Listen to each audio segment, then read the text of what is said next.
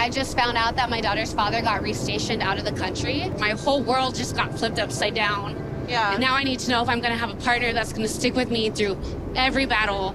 Everything changed. My whole mindset changed. All right, people, it is time for another episode of Big Ed's dramatic saga on 90 Day Fiance with Liz. And I gotta say, this episode is going to get darker and more real than we have seen on this series so far. Not gonna lie, it's a little bit of a bummer in some places, but let's just get right on into it. Make sure you watch to the very end because this story is getting insane with this episode. They are officially back from Arkansas, and now Liz is on a boat for some reason with her two best friends that look comically odd. I don't know what it is about them, but they seem like they would be typecast on a show to just be the biggest airheads. I know that's kind of rude to say, but they just look like that to me. Anyways, let's hear about this new big development in Liz's life since they've been back from that family vacation. And for those of you that missed that episode, unfortunately it did get removed off YouTube, so I do have it on my Patreon if you still want to see it. Anyways, let's get right on into it, shall we?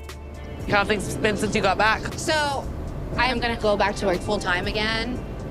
That's good. I don't think that that's a bad thing at all. So we're starting things off with some actually good news for Liz in terms of her life, because that is the one person I'm actually rooting for in this show. Yes, we can dish out dirt on her and say, oh, she's gross for even trying this out with Ed or whatever, but I think it's pretty clear that this is one of those things that seeing the possibility of being with Ed working out is the one source of stability in her life. So I honestly have a soft spot for anybody who is around my age or in their early 30s that are trying to figure it out in this hellscape that we're living in every day. It's tough out here. So you know what? I'm gonna say it. I'm a little bit empathetic for, or at least towards, Liz. And hearing that she's about to go back to work full-time at the restaurant that she started at where Ed met her is actually amazing. She could finally get some money under her belt again, as I'm sure things have been dire. Of course, they're getting money for this show, but that's not gonna last forever, and I'm sure deep down they know that. So it's good she's going back to work full-time, but you can tell she's been so brainwashed by Big Ed's sad, emotional antics that she feels guilty even wanting to go back to work full-time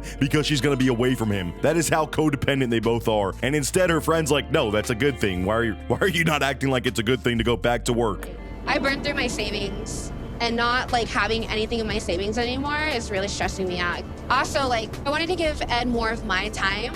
Okay, girl, you're still not getting it. You don't need to give Big Ed any more of your time. This man is pretty much retired at his age. He has all the time in the world, but you are just in a different phase of your life, and that is another difficulty of this age gap relationship they have. She can't really realize or fathom the fact that she is on a different chapter and therefore needs to be living her life a little bit differently from Ed. They can still be together, but they have to adapt to each other. She can't just move into this 50-year-old woman role that he wants her to live in, where she's home all day hanging out with him. And we hear some insight into their financial side. Apparently Liz has just burned through their entire savings not working. I've been wondering if she was working still or not. It's very clear she hasn't been, and now that she has no savings, that stability is even further removed from her, which is a big deal for her. We saw in that therapy session that they did that seemed very just kind of quick and not in depth. I guess that's how it starts with therapy, but she literally started crying at the fact that she used to be homeless, living in her car, and she doesn't want to go back to that. So thankfully she is getting back to work and will start to save up some money. Let's see if she actually breaks up with Big Ed, because I would personally leave that dumbass as soon as I was able to get, a little bit of savings racked up to where you can go live on your own. I think that's a big way that he's kind of keeping her hostage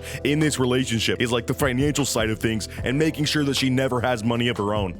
I'm just being a homebody, and I am kind of losing my identity. And I really want to be financially stable again, so I'm going back to work. And honestly, I love this arc for Liz. You can tell she's excited for this. This is something that could reignite the spark in her life, and honestly, gaining some of that perspective and gaining some of herself back, as you just heard her say that she's kind of losing her own identity, maybe that will remove this weird blinder that she has on when it comes to their relationship and how unhealthy it is to be living with Ed or just experiencing life with him. I'm not saying that, he's so toxic that she should never talk to him again, but she needs to take a step back with some more stability of her own and say, is this serving me? Because I would say that this relationship has been ruining her life in almost every aspect, while also humiliating her, as us and the rest of the people that watch this show are just laughing at how idiotic her decisions have been since being with Ed. I'm scared that it's too much independence. He gets scared But that's of not you. okay. I feel like Ed has a hard time seeing your side. It's just like, And listen to how Liz talks about herself in this relationship. Literally, she has Stockholm syndrome for her person that is just ruining her life. It's actually sad how little self-esteem she has. She already had very low self-esteem going into this relationship because, I'm sorry, who would have accepted a date with Ed unless you already had just abysmally low self-esteem? But that has even been taken away, and it's even lower than it was at the start of their relationship just because of Big Ed's manipulation and gaslighting that he continues to do on this poor woman. I seriously don't know how she's made it this far, but she is deteriorating mentally as a result of being with this slime ball.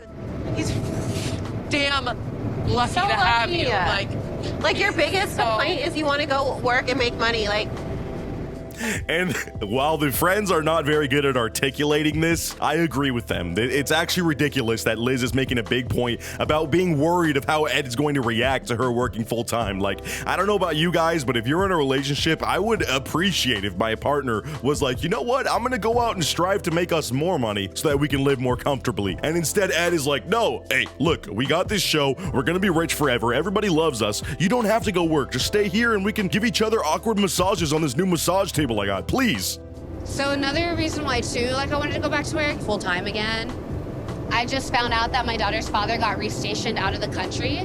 So here is where things get pretty real because Liz's life is getting pretty much turned upside down. For those of you that forget, and I don't judge you for forgetting because we rarely have seen her on the show, if at all, Liz has a daughter of her own from a previous relationship that she currently does not have full custody of. I'm pretty sure it's shared. Even if it is shared, I doubt she's seeing her all that much. And apparently, the father of this daughter has gotten stationed. He's in the military and will be overseas stationed. And there's a very big possibility that the daughter is going to go with him, and Liz is flat out not going to see her child anymore. So that has got to be one of the most stressful situations I seriously could not imagine. Again, I personally don't have kids. I can't really resonate all that much with this, but I'm sure most of us can understand the feeling that Liz is probably experiencing right now. She has no stability, no savings, a very rocky relationship that is being broadcast to the entire world, and as a result, she might lose her daughter over this. Imagine if her decision to be with Ed and be on this show in general that brought her so much fame and money, I guess infamy, I should say, not fame. But imagine if that was the one thing that caused her in the court to lose custody and option of seeing her own daughter. That would be truly heartbreaking and the biggest fumble of all time. You know, like I have to think about where's her best stability. If we're to go to mediation about this, what will be thrown back in my face? Gee, I don't know, maybe the past freaking 3 seasons of this show that you've been on, where they've just been showing how rocky and toxic your relationship is, how you fought to the point where you get kicked out at least twice already. Like, there is so much evidence that she is giving to the court to show why the daughter probably shouldn't be with her, because she's like, oh, I need to worry about my daughter's biggest stability. Where you want her to be stable, have her be far away from Ed and your relationship as possible, and that is probably the most stable situation you could have. I think even deep down, Liz knows, hey, the courts are going to agree that they should be with the dad, and even I think that she should be with her dad, but I still want to be able to see my daughter, and with her being overseas, that's just not going to be possible. So yeah, like I said in the intro, things are dark in this one, and this is exactly why. Liz might be literally losing custody of her child as a result of being on this show and being with Ed.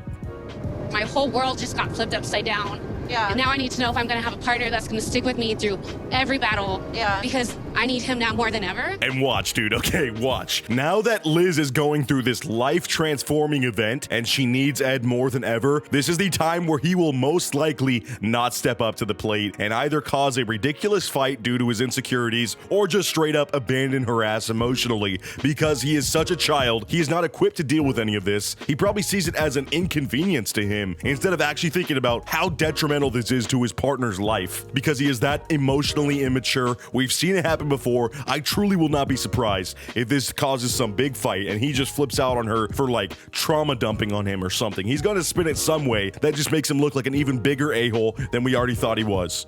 Let's say it does go to court.